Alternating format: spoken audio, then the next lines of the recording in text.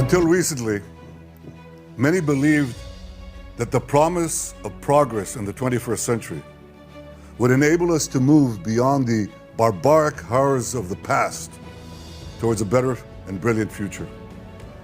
Many believed that we could go about our comfortable lives and that evil will simply pass us by. It will not.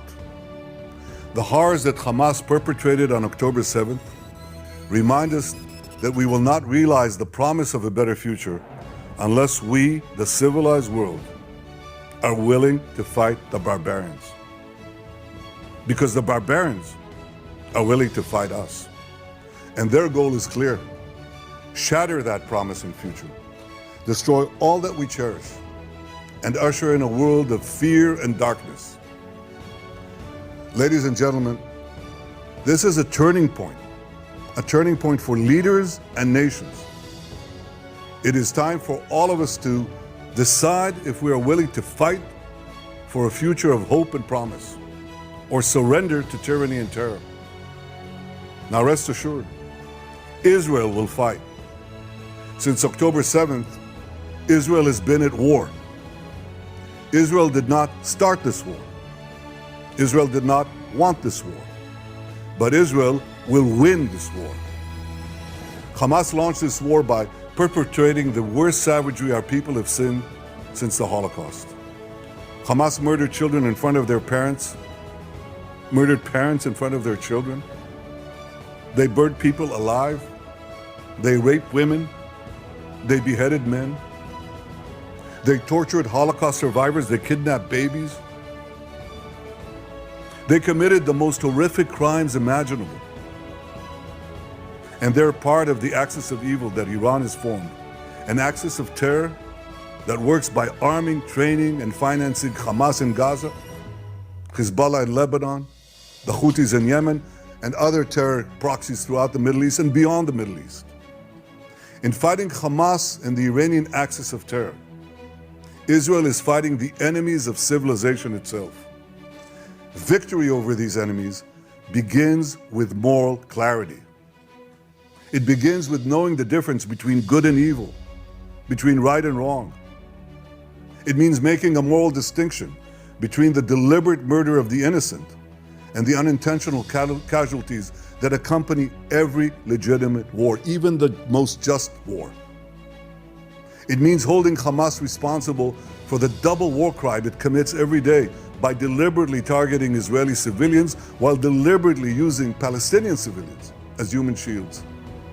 It means making clear that the use of human shields is not only an immoral tactic of terror, but also an ineffective one. Because as long as Hamas's use of Palestinian human shields result in the international community blaming Israel, Hamas will continue to use it as a tool of terror, and so will others.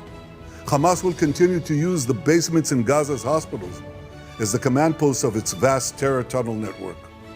It will continue to use mosques as fortified military positions and weapon depots. It will continue to steal fuel and humanitarian assistance from UN facilities. While Israel is doing everything to get Palestinians, civilians, out of harm's way, Hamas is doing everything to keep Palestinian civilians in harm's way.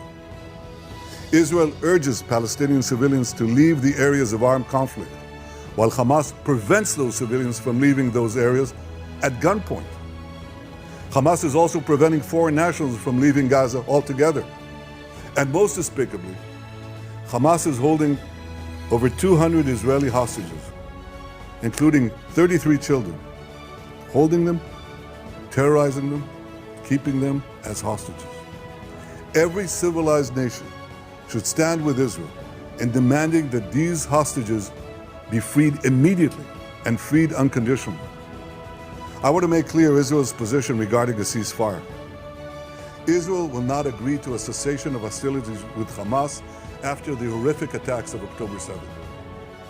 Calls for a ceasefire are calls for Israel to surrender to Hamas, to surrender to terrorism, to surrender to barbarism.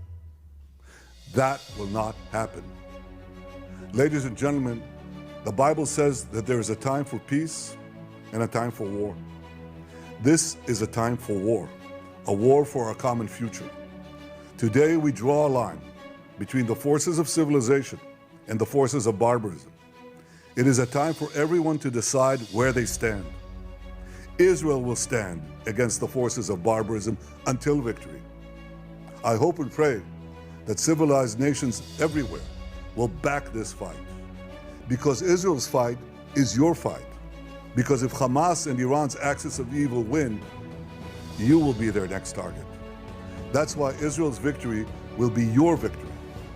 But make no mistake, regardless of who stands with Israel, Israel will fight until this battle is won, and Israel will prevail.